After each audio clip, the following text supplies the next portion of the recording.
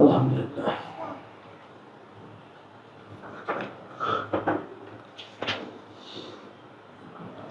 আচ্ছা, সূরা ইউসুফের আমরা 50 থেকে যাচ্ছি। হ্যাঁ, এখানে যে ব্যাপারটা ছোট্ট করে আমরা একটা প্রেক্ষিতকে নেব, এই যে পরীক্ষাগুলো আল্লাহ তার বার্তাবাহকদেরকে দিয়ে করেছেন, মুখলাসিন যারা, আল্লাহর মনোনীত যারা, যাদেরকে দিয়ে তিনি তার বাণী মানুষের কাছে বলেছেন, তাদেরকে অনেক কঠিন পরীক্ষা নিয়েছেন। তো যারা আমাদের মধ্যে এই স্বপ্ন দেখি, আমি পরীক্ষা দিয়েছি কঠিন থেকে কঠিনতর 21 বছর। তো আলহামদুলিল্লাহ, কালকে খুবই ভালো লাগলো, আমার পুত্র তার জীবনের এই পর্যায়টাকে পরীক্ষা হিসেবেই গ্রহণ করতে পেরেছে। তো যারা যারা পরীক্ষা দাওনি তারা পরীক্ষা চেয়ে নাও। পরীক্ষা দিয়েছি তো। দিয়েছ? আলহামদুলিল্লাহ বলো। ইব্রাহিম তো পরীক্ষা দাওনি, পরীক্ষা চাও। পরীক্ষা দিতে গেলেই তো ফেল করি, কেমনে দিই? দেখছো, দিতে গেলেই ফেল করে। তো ফেল করবা, আবার বলবা, আবার বলবা, তবেই না তোমার পরীক্ষা দেওয়া হবে। চলো, এখন ইউসুফের কাছে যখন গেল রাজার পেয়াদা, তাকে কিন্তু বলেছে রাসূল। যাকে রাজার মদ খাওয়ালেও তাকে ভুলিয়ে রেখেছিল শয়তান, ফানসাহু শাইতানু যিকরা রাব্বিহি। তার প্রভুর কাছে এই কথা বলতে যেটা ইউসুফ বলে দিয়েছিল, শয়তান তাকে ভুলিয়ে দিয়েছিল। আমাদের জন্য শিক্ষা, কোন সে কথা যেটা শয়তান আমাদেরকে ভুলিয়ে রেখেছে আর আমরা বেমালুম, সে ব্যাপারে কোনো গ্রাহ্যই নাই। এইখানে সবচাইতে বড় রহস্য কোরআনের, যেটা সেই 42 না 43-এর 36, যে আল্লাহর কিতাব জানে না সে শয়তানের কাছে দেওয়া একটা মানুষ, আল্লাহই দিয়েছেন। আমি পড়লাম না, ওয়ামান ইয়াশু আন যিকরি রহমান নুকাইয়িদ লাহু শাইতানান। আমি সংক্ষেপ করার জন্য, যে যেই মানুষটা কোরআন জানে না সেই মানুষটা মূলত অদৃশ্য শক্তি আল্লাহ, অদৃশ্য শক্তি শয়তান। তো আল্লাহ যেহেতু আমরা পড়িনি, গ্রাহ্য করি না, যেই মানুষ কোরআন জানে না সেই মানুষ আল্লাহর পক্ষ থেকেই শয়তানের হাওয়ালা করে দেওয়া। জানে না, কারণ জানে না কি কারণে? ইয়াশু আন যিকরির রহমান, অন্ধকারে রাখে নিজেকে কোরআন, আল্লাহর পাঠ্য, পরম করুণাময়ের পাঠ্য হতে। মানে এখানে থেকে যেটা ভাষা, সেটা হলো, তুমি কি তোমাকে কোরআন দিয়ে তোমাকে যাচাই করে নিয়েছো তোমার কাছে? বোঝেন ব্যাপারটা? তুমি কি কোরআন পড়ে নিজেকে যাচাই করে নিয়েছো যে মোটামুটি তুমি কতটুকু ঠিক কতটুকু বেঠিক দেখে নিয়েছো? তাহলে তুমি শয়তানের, আল্লাহর পক্ষ থেকে নিলামে তুলেছে তোমাকে, আর শয়তানকে বলেছে তুই কিনলে এটা নিয়ে যা, এই মালটা তোর।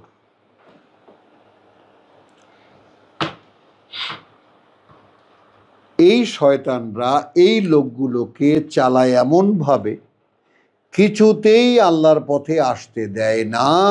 আর সেই লোকেরা মনে করে তারা আছে মুহতাদুন, যে শব্দটি পবিত্র শব্দ। তারা মনে করে তারাই আছে সঠিক পথে।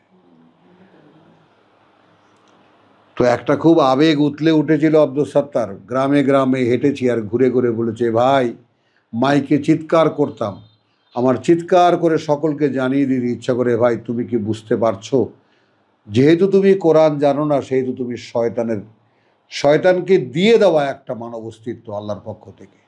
তুমি কি বোঝো এটা? অদৃশ্য জগতের ইউমিনুনা বিল গায়ব, কোরআন সূচনাতেই যেটা বলেছে, অদৃশ্য পরিচালনা যারা বিশ্বাস করে। তো অদৃশ্য জগতে কি কি হয়েছে তোমাকে নিয়ে, তোমার কি জানা আছে? তো তুমি তো কোরআন জানো না, কোরআন পড়ো না, আবার তুমি কোরআন নিয়ে তোমার কাছে আসলেও তুমি আহলে কোরআন বলে গালি দাও। তাহলে কোরআনের ভাষ্য অনুযায়ী তুমি হলো বড় একটা শয়তান, কোনো সন্দেহ নেই এতে। তো এই আহলে কোরআন বলে যারা গালি দেয়, তাই না, যারা কাপড় চোপড় পরে ধর্ম ব্যবসা করে সমাজে খাচ্ছে, এই লোকগুলোই যে মানুষ শয়তান, মিনাল জিন্নাতি ওয়ান নাস, শায়াতিন আল জিন্নে ওয়াল ইনস। এটা আল্লাহর নিয়ম, সূরা আনাম আপনি পড়ে দেখেন 112, যে প্রত্যেক রাসূলের মোকাবেলায়, প্রত্যেক রেসালাতের মোকাবেলায় আল্লাহ দাঁড় করিয়ে দেন শয়তান জিন এবং শয়তান মানুষ, শত্রুপক্ষ। এদেরকে অতিক্রম করে তোমাকে যেতে হবে,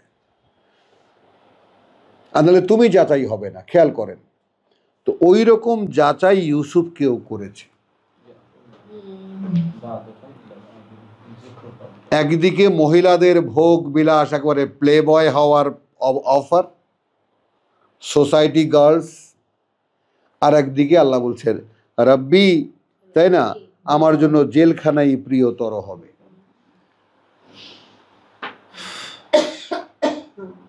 তো জেলে ঢোকালো, সেখানে স্বপ্ন ব্যাখ্যা যে করেছিল, রাজা স্বপ্ন দেখে যখন হুলস্থুল করে দিল দরবারে, তখন বলল যে আমাকে পাঠান। এইবার তার মনে পড়ল।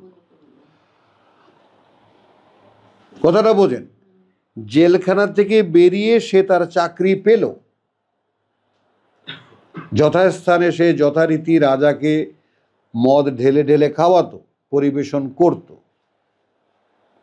কে 19-20 হয়েছে, রাজা রেগে গিয়ে তাকে জেলে পাঠাইছে। এখন আবার সে মুক্তিও পেয়েছে এবং যথারীতি তার চাকরিও পেয়েছে। সেই মানুষটা ভুলে যেতে পারে?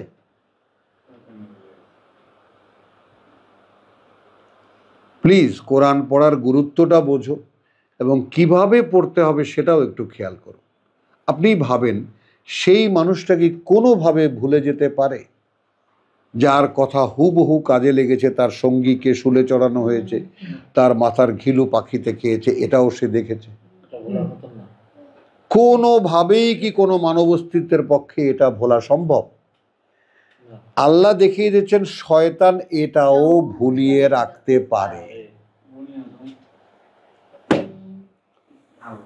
তো আমার ক্ষেত্রে উনি কি কি করছেন আমার কি খবর আছে? দেখা যায় চলছি চলছি চলছি, কোনখান থেকে কোথায় একটা আকাম সঙ্গে জুড়ে দিয়েছে, সেটাও করে যাচ্ছি সঙ্গে সঙ্গে।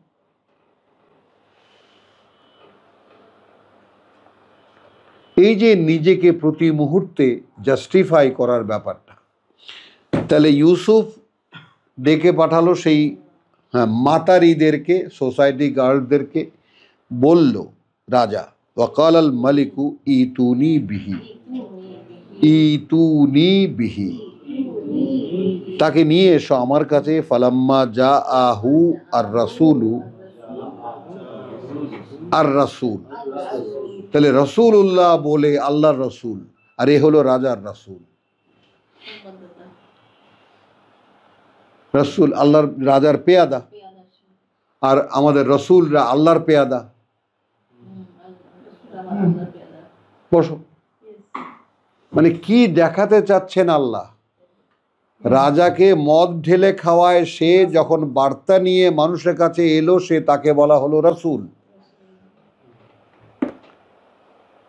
তো আমরা কোন অধিকারে আমাদের রসুলকে এতটা 7 আকাশ বরং 8ম আকাশের উপরে উঠিয়ে রেখেছি?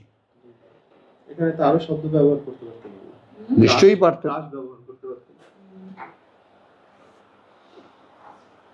আল্লাহ অবশ্যই ব্যবহার করতে পারতেন। এখানে তার দাসকে পাঠালো, গোলামকে পাঠালো। উদ্দেশ্য কি? কোরআনের প্রত্যেকটা শব্দ, ইউজ অফ ওয়ার্ড, প্রত্যেকটা শব্দের যে প্রেক্ষিত এবং সেখানে শব্দ চয়ন, এর মধ্যে এটা যে কত গভীর গবেষণার ব্যাপার কল্পনা করতে পারবা না। তুমি ভাবতে পারলে কোনো একটা আয়াতের শব্দ চয়নের ক্ষেত্রে আল্লাহ যে লাগিয়েছেন শব্দগুলো, মাথা ঘুরে যায় রীতিমতো। হ্যাঁ, তাহলে আচ্ছা, তাহলে কি হলো? কালা ইরজি ইলা রাব্বিকা ফাসআলহু মা বালুন নিসওয়া, গিয়ে রাজার কাছে জিজ্ঞেস করো কি অবস্থা সেই মহিলাদের, আল্লাতি কাত্তানা আইদিয়া হুন্না। একটু কটাক্ষ করে ইউসুফ বলল, যারা আমাকে দেখে হাতই কেটে ফেলাইছিল, তাকে অবস্থাকে একটু গিয়ে দেখে আসো। জিজ্ঞেস, ইন্না রাব্বি বেকাইদিহিন্না আলিম। আর এই মহিলারা যত ষড়যন্ত্রই করুক, তাদের ষড়যন্ত্র সম্পর্কে আমার প্রতিপালক কিন্তু পূর্ণ অবগত। কালা মা খাতবু কুন্না, কালা কালা। এবার রেগে যাব শুনলে, কানে পড়লে।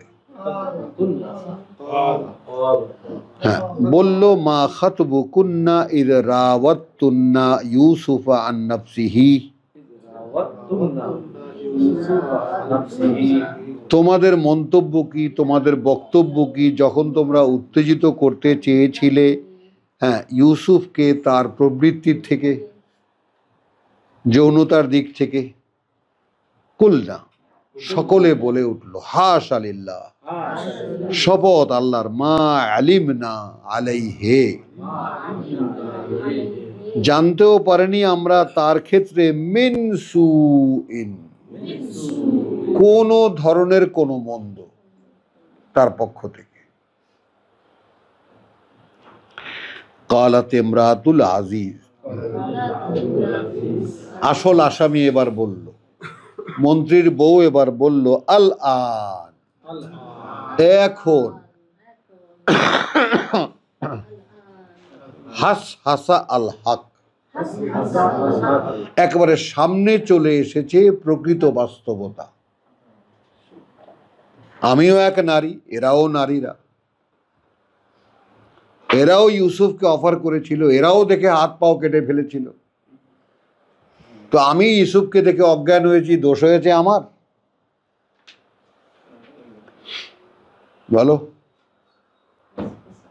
আনা রাওয়াতুহু, আমি উত্তেজিত করতে চেয়েছিলাম তাকে, আন নাফসিহি, তার প্রবৃত্তির ব্যাপারে, ওয়া ইন্নাহু লামিনাস সাদিকিন, কিন্তু সে ছিল একজন যে সত্যবাদী। যালিকা লিয়ালামা, এইটা অর্থাৎ ওইটা, ওই কাহিনীটা যে আল্লাহ বললেন, যে ওই যে প্লটটা যে আসলো, রাসূল বলল, তারপরে যে পাঠালো, মহিলাদের কথা নিল, লিয়ালামা আন্নি লাম আখুনহু বিল গায়ব,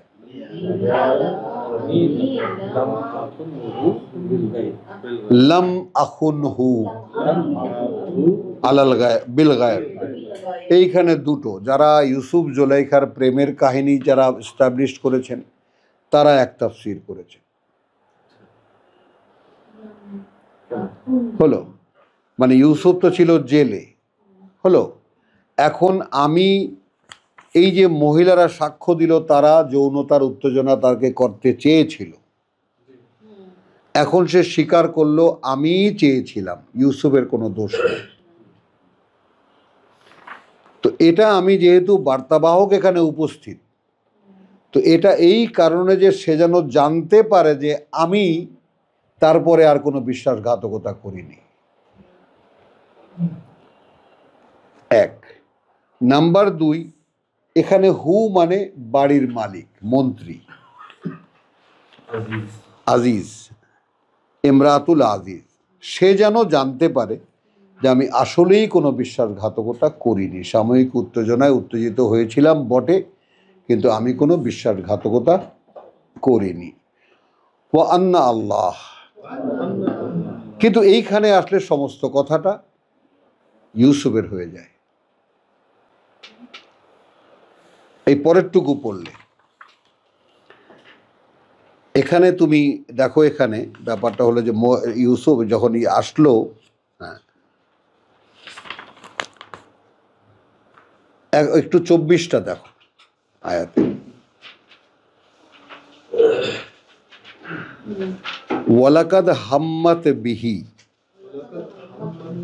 হ্যাঁ এটা সত্যি ঝাঁপিয়ে পড়েছিল মহিলা তার উপরে, ওয়াহাম্মা বিহা, এবং ঝাঁপিয়ে পড়তো সেও তার উপরে, লাউলা আন রাআ বুরহানা রাব্বিহি, যদি না তাকে দেখানো হতো বা দেখতো সে বোরহান, হ্যাঁ কোনো প্রমাণ চিহ্ন বা নিদর্শন তার প্রতিপালকের।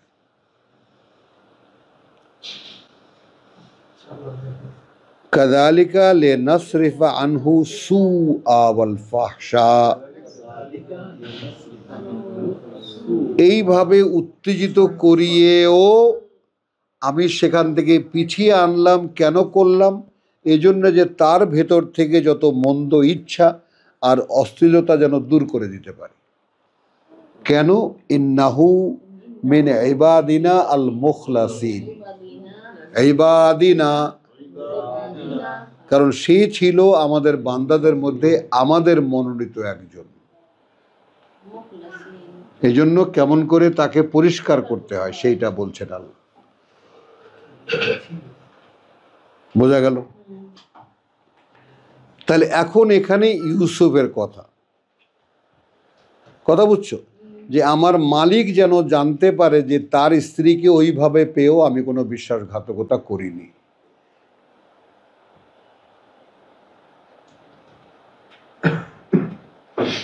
যালিকা, ওটা, লিয়া আলামা, যেন জানতে পারে, আন্নী লাম আখুনহু বিল গায়ব ওয়া আন্না আল্লাহ, কারণ আমি জানি যে আল্লাহ লা ইয়াহদি কাইদাল খাইনিন, কোনো পরিকল্পনা সফল হতে দেন না যারা বিশ্বাসঘাতক। মানে আমার কাছে রাজার দূত এসেছে, রাজার পেয়াদা এসেছে জানতে, এখন যে আমার ব্যাপার নিয়ে একটা হুলস্থুল বাঁধিয়েছে, আমি যদি আকামটা করতাম তাহলে কি হতো? সে দোষেও তখন জেলেই থাকতে হতো, কিন্তু আমি তো গায়েব হয়ে যেতাম, অথবা আমাকে শুলেই চড়িয়ে দেওয়া হতো। তো এটার ধারাবাহিকতা কিভাবে থাকে এটা খেয়াল করো। তুমি তো দ্বিধায় পড়ে গেছো। ওয়ামা উবরিউ নফসি, আমি দোষমুক্ত দাবি করছি না আমার প্রবৃত্তির। হ্যাঁ, ইন্না নফসা, কারণ কার্যত প্রবৃত্তি লা আম্মারাতুন বিসু, কারণ প্রবৃত্তি সবসময় ঝুঁকে পড়ে মন্দের দিকে। হ্যাঁ, মন্দ একটা কিছু করো, মন্দ একটা কিছু, ওই যে শয়তান, ইকফুর ইকফুর, ইল্লা মা রাহিমা রাব্বি, তবে আমার ক্ষেত্রে তখন যেটা হয়েছে সেটা হয়েছে এই, যা করুণা করেছেন প্রতিপালক আমার। ওই যে লাউলা রাআন রাআ বুরহান রাব্বি ইন্না রাব্বি গফুরুন রাহিম। এখানে কিন্তু ওই তোমার অনেকে তাফসির করেছেন এখানে ওই মালিককে রেখে, মাআদাল্লাহ, নিঃসন্দেহে প্রতিপালক আমার অত্যন্ত ক্ষমাপরায়ণ, তিনি দয়ালু, দয়াময়। ওয়াকাল আল মালিক ইতুনি বিহি, তখন রাজা আবার বলল যে নিয়ে আসো ওকে আমার কাছে। আস্তাখলিসুহু লিনাফসি, একেবারে উপদেশটা বানিয়ে নেব আমি তাকে আমার নিজের জন্য, বিশেষভাবে বানিয়ে নেব, প্রাইভেট সেক্রেটারি বা খাস মন্ত্রণাদাতা। ফালাম্মা কাল্লামাহু, অতঃপর যখন সে এসে বলল তাকে, কালা ইন্নাকা আল ইয়াউম, দেখো নিঃসন্দেহে তুমি আজ, লাদাইনা, আমাদের কাছে, মাকিনুন আমিন, মানে প্রতিষ্ঠিত একজন বিশ্বাসী হিসেবে, আস্থাভাজন হিসেবে। কালা ইজআলনি আলা খাজাইনিল আরদ, আমাকে নিয়োগ দাও তুমি সমস্ত ভান্ডার আছে, আল আর্দ, ভূমি মন্ত্রণালয়ের, হ্যাঁ, ভূমির ভান্ডার যা আছে। ইন্নি হাফিজুন আলাইহিম, উনি কবে ভূমি মন্ত্রণালয়ে কাজ করেছেন লক্ষ্য করো। মানে আমরা যে দ্রুত পড়ে যাওয়ার কারণে কোরআন যে কোরআনের জায়গায় থেকে যায় আর আমরা আমাদের জায়গায় থেকে যাই।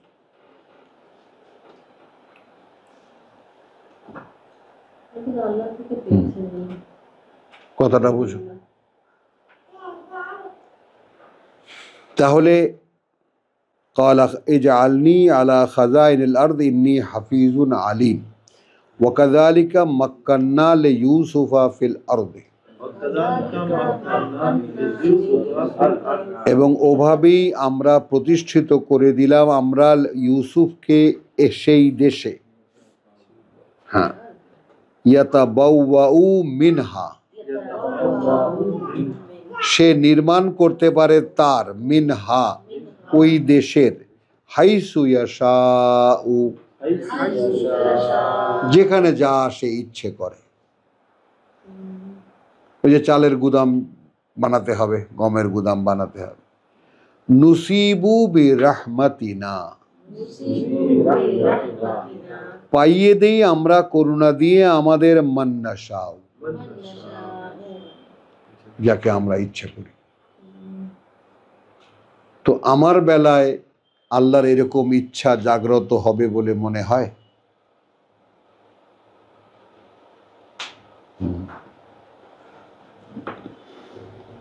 এই যে ডিসকন্ট্রাক্টটা এই জায়গাটায়, মানে আমার আয়োজনটা এমন ভাবে হবে যে প্রভু তুমি এখনো আমার দিকে ফিরে তাকাচ্ছ না, মানে দেখাও তুমি আমার দিক থেকে কি এমন বাধা হয়ে আছি, কোন জায়গায় ঠেকে আছি, আমি একটু দেখাও। দেখাবার পরে যদি না করি তখন তুমি আমাকে জাহান্নামে ফেলে দাও। কিন্তু আমার কাছে কেন মনে হয় আমি সব দিয়েছি তোমাকে, যা যা করতে বলেছ সব করেছি, সব করছি। 24 ঘন্টার অন্তত শুধু ডিস্টার্বেন্স, শুধু সামান্য 2-1 মিনিট টিভি দেখা, কথা বুঝছো, ওই খবর টবর দেখা, এগুলো তো একটা স্বভাবের পরিণত হয়ে গেছে। আর কি? আর তোমার এই চিন্তা থেকে, ভাবনা থেকে, কিতাব থেকে দূরে কোথায় আমি? অভাবটা কোথায় পাই? আজিজ ভাই নেন একটু, অভাবটা কোথায় পাই একটু খেয়াল করো। একটা ঘোড়া তুমি চালাতে জানো, একটা ঘোড়া, আপনি বরিশাল্লা ঘোড়ার সোপ দেখছেন? সোপ মানে রেস, আমাদের লোকাল ভাষায় বলে ঘোড়ার সোপ, ঘোড়ার দৌড়, ঘোড় দৌড় গ্রামে গ্রামে হয়। সেখানে পিচ্ছি পিচ্ছি 10-12 বছরের ছেলেদেরকে, মেয়েদেরকে দেখা যায় উইদাউট এনি আপনার জিন ছাড়া বসে, খালি একটা দড়ি লাগাম আর জিন ছাড়া উপরে বসা, ঘোড়া ছুটছে, ওদের কিছু হচ্ছে না। জিন ছাড়া, জিন বোঝেন তো, যার উপরে বসে, ওটা বাঁধা থাকে শরীরের সাথে, ওই বসারও তো একটা আছে, পাও লাগানো, পায়ের থাকে, হ্যাঁ, ওঠার জন্য পা আবার ওখানে লাগিয়ে রাখার জন্য, ওটা অনেক শক্তি দেয় বসে থাকার জন্য। সেইটা ছাড়া ঘোড়ার পিঠে বসে থাকা একদম পুরোপুরি ছুটন্ত অবস্থায়,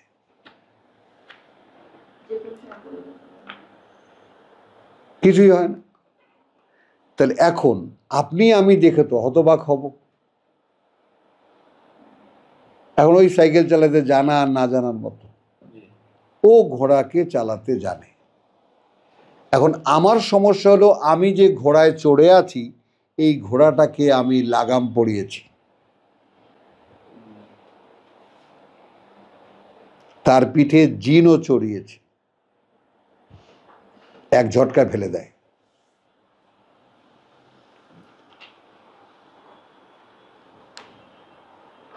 আমার কান্না আমার সৃষ্টিকর্তার কাছে একটাই, প্রভু আমার এখান থেকে নেওয়ার আগে আমাকে তুমি কি বানিয়েছিলে একটু দেখাও। অর্থাৎ আমি কি হতে পারি নাই, কি আমি হবার ছিলাম। এই কোরআন অনুশীলন করলে কি আমি হতাম যেটা আমি হতে পারিনি। অন্তত এই অক্ষমতাটা, এই দূরত্বটা আমাকে দেখিয়ে দুনিয়ার থেকে নাও, এইটা আমি পারিনি। উত্তম সেনাপতি হবে, ওই তো ওরে বাবা রে বাবা, সে আপনাদের মতো বড় বড় মানুষেরা বড় বড় চিন্তাই করবেন। আমি একদম আরাজিলু না, ছোট লোক জাতীয় মানুষ। ঘোড়ার কথা বললেন তো, উত্তম সেনাপতির কাজ পাগলা ঘোড়ার লাগাম দেওয়া। এটা উত্তম। খালি উত্তম সেনাপতি হতে হবে কেন? ঘোড়ার মাহু এবার যে আছে না, ঘোড়সাওয়ার যাকে বলে, কি জানি বলে তাকে, ঘোড়া যারা চালায়, রেসার যারা, এটা ঘোড়া না, উত্তম সেনাপতি পাগলা ঘোড়ার খেলা। এই। পাগলা ঘোড়া। তো সেই পাগলা ঘোড়ার মুখে লাগামও আমি দিয়েছি, কিন্তু চালাতে পারছি না।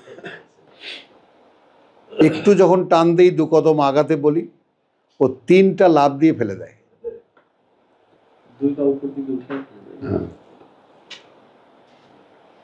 বুঝছো? তো এই আমার দুঃখ, এই কান্না আমি রোজ কাঁদি আল্লাহর কাছে, যে প্রভু আমাকে অন্তত কি আমি হতে পারিনি, বলেন ভাইজান, কি আমি, এটা আমাকে একটু দেখিয়ে নাও।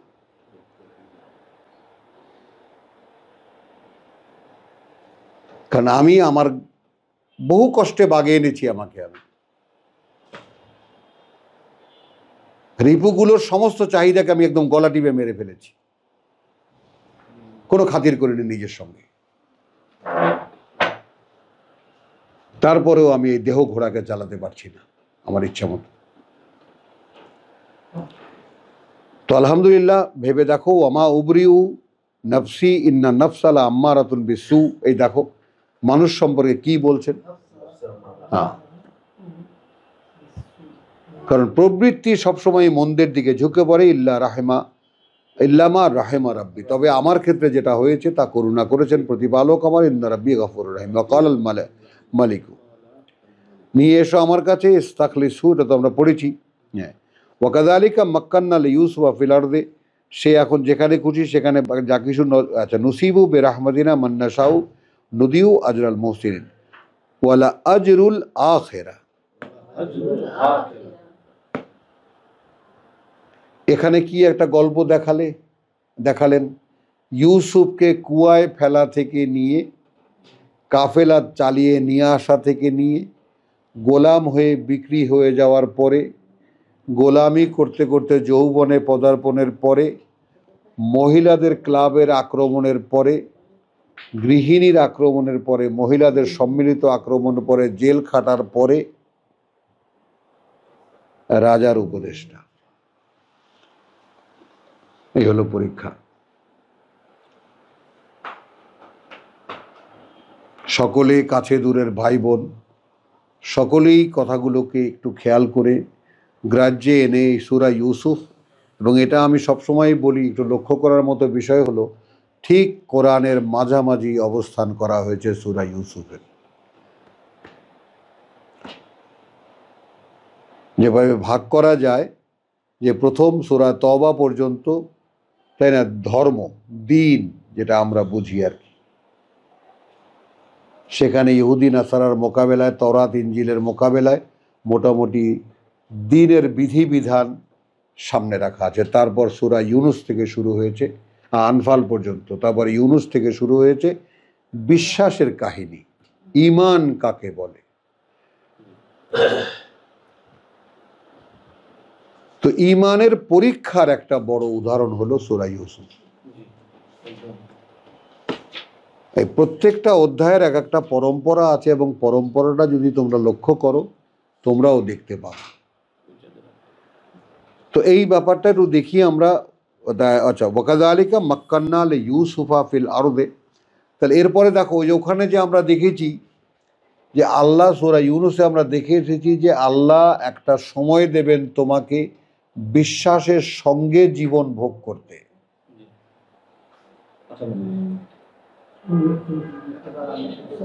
হ্যাঁ, তাহলে এখন এই ঝড়ঝাপটা পরীক্ষাটা যদি দেওয়া হয়ে যায়, তাহলে হয় কি, ওই যে ওইটা যেমন গুরুত্ব পায়, যেমন রব্বি আদখিলনি মুদখালা সিদকিন,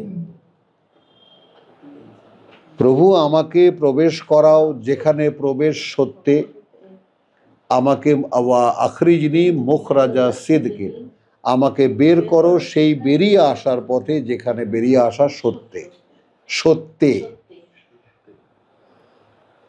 তাই না, ওয়াজআলনি মিন লাদুনকা, এবং নিয়োগ করো সরাসরি একান্ত তোমার থেকে সুলতানান নাসিরা, একটি সহায়তার শক্তি, একটি প্রমাণিত সহায়তা যে আমি সরাসরি তোমা কর্তৃক পরিচালিত। আমাকে দেখলে যেন মানুষ সেটা বোঝে।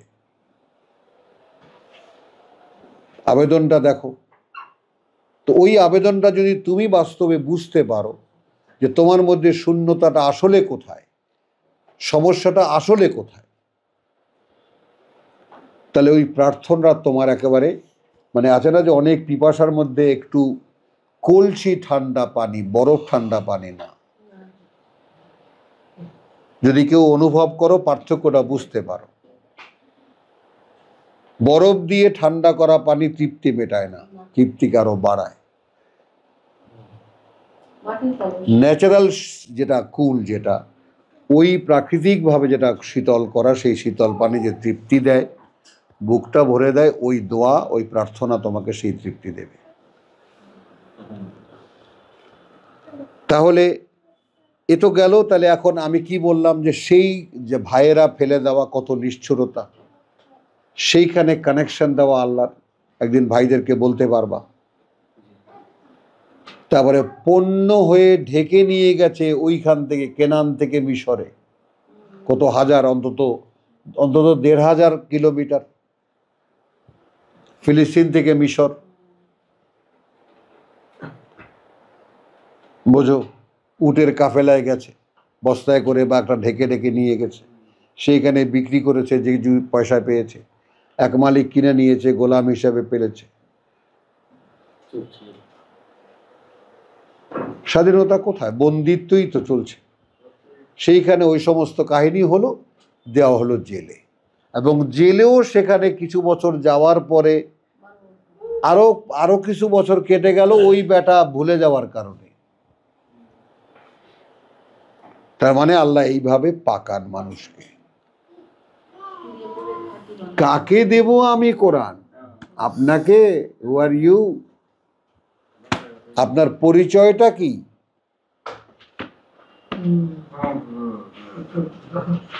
আপনি কোরআন পাবেন, আপনি কোরআন বুঝবেন, আপনি কোরআনের, আপনার অন্তর, মন অন্তর আপনার কোরআন দিয়ে ভরপুর থাকবে। আপনি মানুষের কাছে যখন বলবেন, আমার কথা বলবেন, আপনার কথা না। তখন যেন আমার কথাই আপনার মুখ থেকে বেরোয়। তো এই পরীক্ষা টরীক্ষা দিয়ে প্রতিষ্ঠা পাওয়া গেল পৃথিবীতে। ওয়ালা আজরুল আখিরাহ, এবার সাধারণ করে দিলেন, পরীক্ষার ব্যাপারটা দেখলেন।